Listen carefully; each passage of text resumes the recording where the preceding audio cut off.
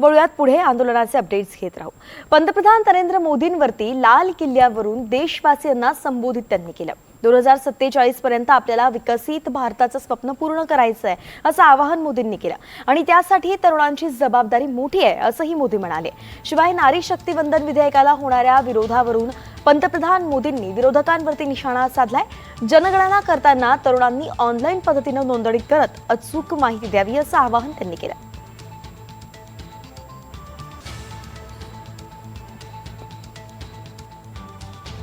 की टेक्नोलॉजी कंपनियां दुनिया के अंदर सिरमौर हो, ये हमारा लक्ष्य होना चाहिए।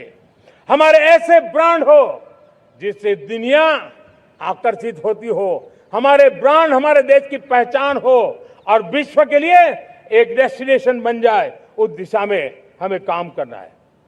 और इसके लिए मैं राज्य सरकारों को कहना चाहता हूं, मैं स्थानिक स्वराज की संस्थाओं को कहना चाहता हूं, भारत सरकार का भी यह दायित्व है कि हमें हमारे रिफॉर्म की गति बढ़ानी होगी। हमें 2047 के लक्ष्य के अनुरूप हमारी व्यवस्थाओं को विकसित करना होगा। हमें बीते हुए काल के नीति नियमों से नहीं चल सकते, हमें आने वाले सपनों के हिसाब से नीति नियमों को गढ़ना होगा। और इसको अगर हम करेंगे तो मुझे पूरा विश्वास है और मैं देशवासियों को भरोसा देता हूं, इसी रास्ते मेहनत में कोई कमी न करते हुए हम विकसित भारत का सपना पार करके रहेंगे। 21वीं सदी में दशकों पुरानी जो चुनौतियां हैं, उन चुनौतियों को खत्म करना बहुत अनिवार्य है। नक्सलवाद, माओवाद लाखों युवाओं के भविष्य को तबाह कर दिया, अनेक माताओं के दूधमल नौजवानों को छीन लिया, बर्बाद कर दिया, हर मां बाप के सपनों को चूर चूर कर दिया।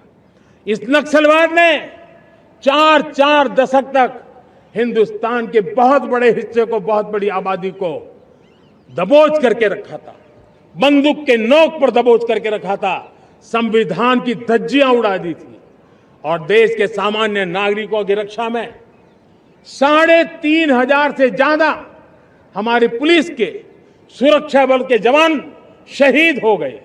युद्ध के अंदर जितने सैनिक मरते हैं, उससे ज्यादा हमारे पुलिस जवानों को जान की बाजी लगानी पड़ी ताकि देश के सामान्य मानवी को सुरक्षा मिले।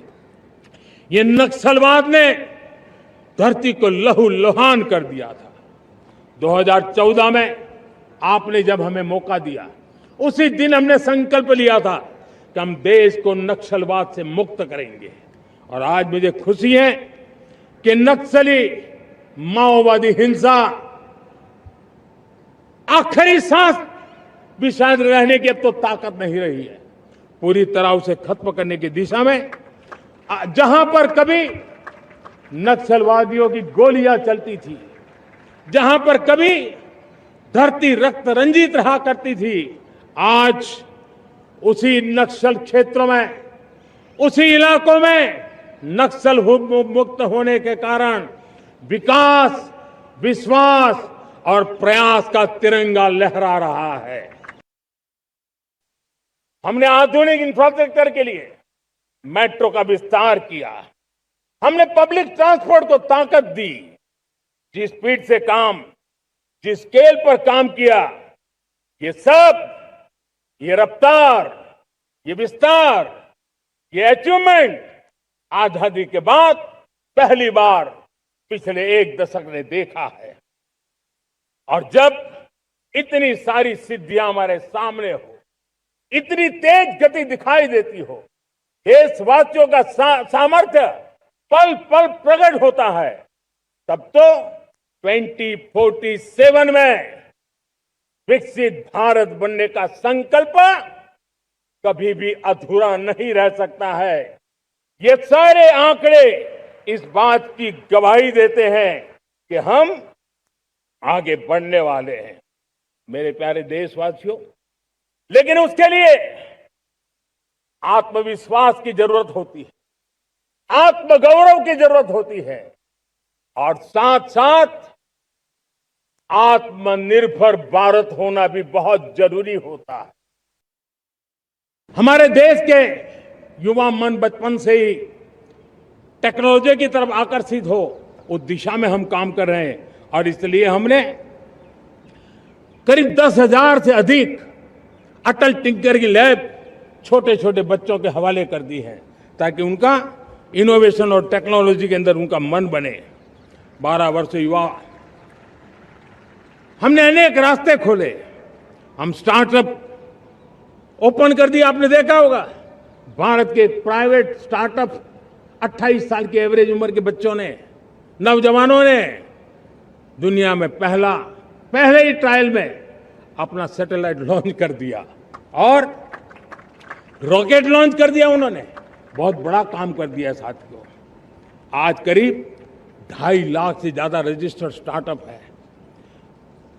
हमने पिछले दिनों एआई इंपैक्ट समिट किया था। एआई का विस्तार बहुत तेजी से बढ़ रहा है। लाल किले से मैं देश के नौजवानों के लिए घोषणा करना चाहता हूं। हमने तय किया है कि आने वाले 1 वर्ष में 1 करोड़ युवाओं को एआई स्किल के लिए ट्रेनिंग देने का हम काम करेंगे ताकि हमारा देश का नौजवान एआई की दुनिया में भी नेतृत्व करने का सामर्थ्य आज पंचायतों में, नगर पालिका में, महानगर पालिका में बहुत बड़ी मात्रा में हमारी महिलाएं जनप्रतिनिधि बनकर के देश का मार्गदर्शन कर रही है, समस्याओं का समाधान कर रही है, बहुत ही सक्षम नेतृत्व दे रही है। और इसी को ध्यान में रखते हुए हमने पार्लियामेंट में नारी शक्ति वंदन अधिनियम पारित किया था, लेकिन किसी न किसी कारण से राजनीति के अखाड़े में पिछले 40 साल से ये सपना हमेशा राजनीतिक अखाड़े का शिकार हो गया है।